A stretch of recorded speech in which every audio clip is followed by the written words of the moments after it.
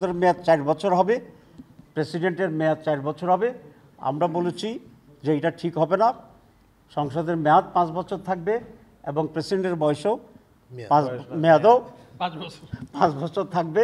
আর একটি বিষয় বলি, সেটা হচ্ছে দ্বিকক্ষ বিশিষ্ট পার্লামেন্ট, বাইক্যামেরাল পার্লামেন্টের ব্যাপারে আমরা একমত হয়েছি। তবে এটা ফরমেশন, নেচার, প্রসেস, এসব বিষয়ে আমরা এখন আলোচনা করছি। 5টি কমিশনের রিপোর্ট দেওয়া হয়েছিল। এই 5টি হচ্ছে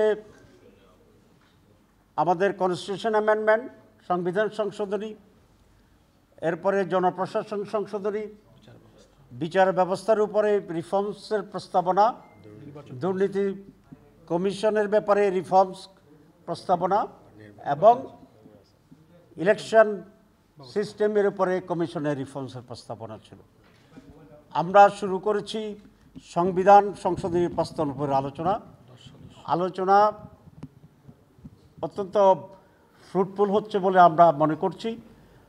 অনেক বিষয়ে আমাদের ভিতরে মত বিনিময় হয়েছে, নানা বিষয়ে ব্যাখ্যা হয়েছে এবং কিছু কিছু বিষয়ে আমরা একমত হয়েছি। আরও বেশি এক্সপ্রেশন দরকার, এসব বিষয়ে আমরা একমত হয়েছি। এবং মেজর স্টেক হোল্ডার হিসেবে বাংলাদেশ জামাত ইসলামী অত্যন্ত গুরুত্বের সাথে, মনোযোগের সাথে এই সমস্ত রিফর্মসকে বিবেচনা করছে।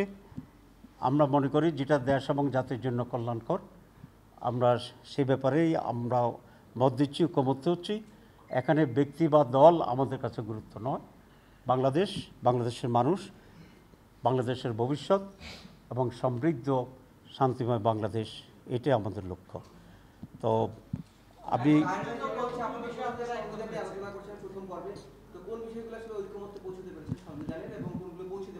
আমরা এখনও আলোচনায় আছি, তো বিষয়ে আমরা এখনও আলোচনায় আছি। তো সেই কারণে আমরা যখন ফাইনালি কনক্লুড করব তখনই আপনাদের কাছে আমরা ব্রিফ করব। আপাতত সংবিধান আলোচনার ভিতরে আছি, এরপরে আমরা অন্য প্রসঙ্গে আলোচনা যাব। এখন ব্রিফিংটা আংশিক এভাবে না হয়ে পরিপূর্ণ একটা কনক্লুসিভ ব্রিফিং হওয়াই হবে আপনাদের জন্য, আমাদের জন্য একটি যুক্ত